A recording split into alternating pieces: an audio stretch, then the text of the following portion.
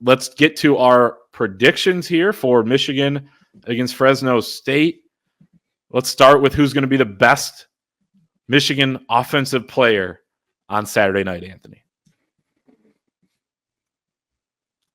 I'm going to go with Kalel Mullings.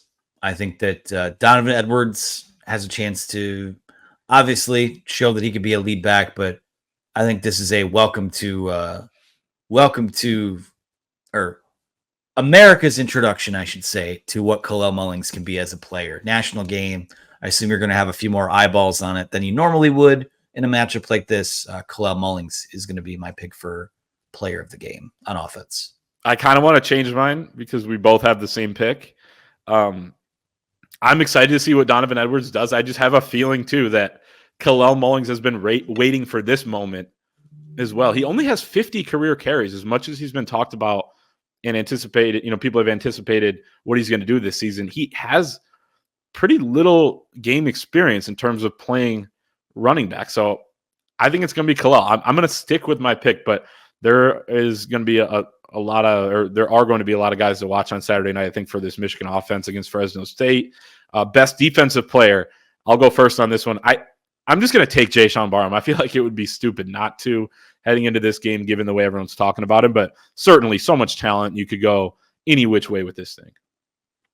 Zeke Berry. We've had an offseason full of Zeke Berry hype. I am riding the Zeke Berry ferry. I don't know, freight train, I guess is what I meant to say. Little two different things. Yeah. Yeah, well, they move at very different speeds, but the ferry's easier to jump on. And it will be easier to jump on after he has the first of his team-leading interceptions this year, which I predicted in Scott Bell's rundown that he did this week. Shout out to Scott. So Zeke Berry, my player of the game. What about the freshman that's going to flash on Saturday night? Oh, I think we're getting a Jordan Marshall moment. Okay. That's the one for me. It's coming game one? I think so. It's freshman running back Jordan Marshall. So we'll see. You have a couple running backs that you expect to play well. I certainly think that could happen as well.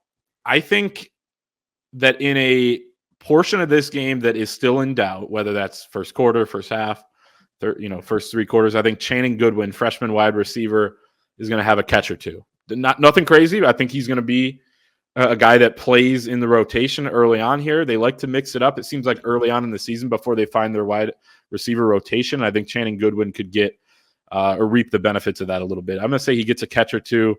He sounds like he's picked things up really quickly since joining the team in the summer. His dad played here. We're talking to Tyler Morris about that the other night, how the guys whose dads played here, or Kendrick Bell, whose older brother played here, there's something just a little bit different about them understanding the expectations of playing at Michigan. And from all accounts, Channing Goodwin has had an outstanding camp. So I'm going to go with the wideout there. Interesting. Final love for Cole Sullivan. I just don't know that he's going to get in right away, that much. I think this game for three quarters might be like, 2-3 score game where you still have the starters in. But I do think Cole Sullivan's going to play. Don't make me make me go back on any Cole Sullivan, any things I've said about him. Let's get to our final score predictions now. Our staff picks article is out over at thewolverine.com, so check that out. We got picks from Chris Ballas, Anthony Broom, myself, Doug Skeen, and John Borton. Anthony, I'll let you start, and we will read Chris's as well since he was not able to hop back in due to technical difficulties. Yeah, for me, I can see this being a game where it's heading into the fourth quarter, 24-10, 24-13, or something like that. Michigan scores late to let everyone kind of exhale, and then you start sort of mentally preparing for what this Texas game might look like next week. So I have Michigan winning 31-13. I like the little palindrome pick to start the year. Again, I don't know if we'll get the answers we're seeking with the offense, but I do think that they'll be able to do enough to where we're just going to be intrigued as hell at what this next week of game prep looks like. I think I'm very similar here with 30-10. Michigan comes out with the win. I think it could be close for a while as well. And then Michigan just kind of breaks a run or two, maybe hits on a long pass, like kind of gets that big play they need. And then Fresno gets behind. The defense kind of Just kind of one of those avalanche, type of phenomenons where it's just going to be too much for Fresno State to overcome and try to come back once Michigan has that big lead. Chris Ballas picks Michigan 27, Fresno State 10. He says it's a solid test for this Michigan team. We're just excited as the last 3 years to see what the young guys waiting in the wings can do. The first 2 games will set the tone for the season. If they avoid turnovers, they should be fine. He predicts a 17-point Michigan victory. The Wolverines are 21-point favorites in this game as well. Do you have the over-under, Anthony? Do you know what that is? Last I checked, it was 45.5. Okay, so 45.5, the over-under on Michigan and Fresno like State. Let's move on now. Oh, go ahead.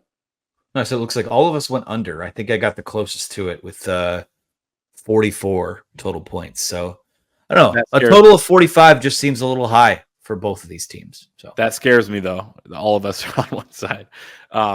Okay, let's move on to our final segment. No man knows the future.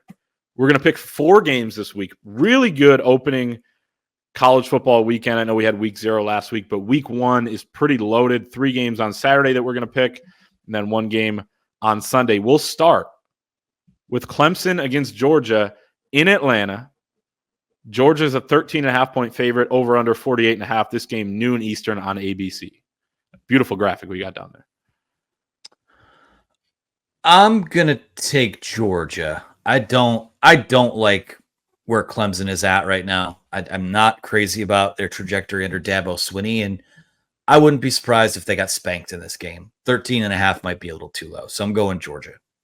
Clemson, the only team in the country, I think, that didn't take a transfer other than at least one of the service academies, and for those, you need like a letter of rec from a congressman. So Dabo Swinney definitely rolling the dice with his guys.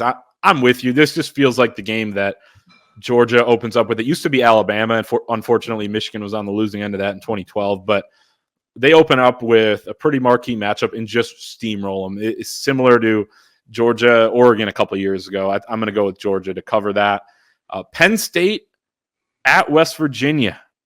They're going to Morgantown. Penn State, 8-point favorites, over under 51.5. This game also at noon on Fox.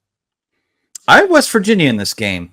Maybe not to win outright, but I don't trust Drew Aller. I don't trust what they have from a skill position standpoint. Again, Penn State, it's always kind of, they have a path to, now that you're not playing divisions, you have a path to, you avoid Michigan. You might have a path to the college football playoff. I wouldn't be surprised if they straight up lost this game, but I do think that West Virginia is going to give them a game, and we'll cover that 8 points.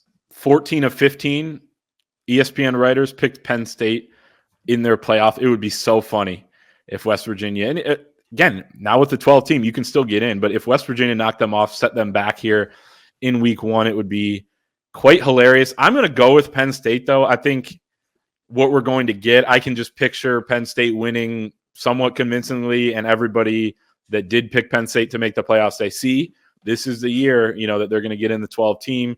The 12-team playoff was made for programs like Penn State who couldn't quite get over the hump in those big games. I think they're going to stay in the mix a little bit longer here, win that game. This game going on during Michigan, but Notre Dame at Texas A&M.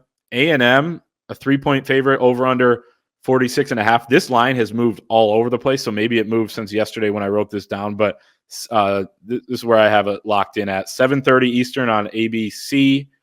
I guess I'll go first on this one. I got Notre Dame going down there and winning. I don't know why. I think it's a toss-up game.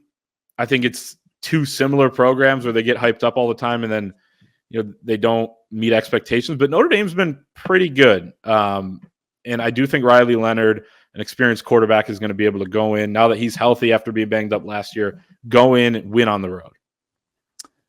I think I agree with you, as much as it pains me to. I'm not a big Marcus Freeman guy. I think that just the drop-off from Brian Kelly to Marcus Freeman has been pretty notable. But I will go with the Fighting Irish to cover that number in what our pal EJ Holland has dubbed the Weirdo Bowl. USC versus LSU in Las Vegas. It's a Big Ten team taking on an SEC team. Can you believe it? In Vegas.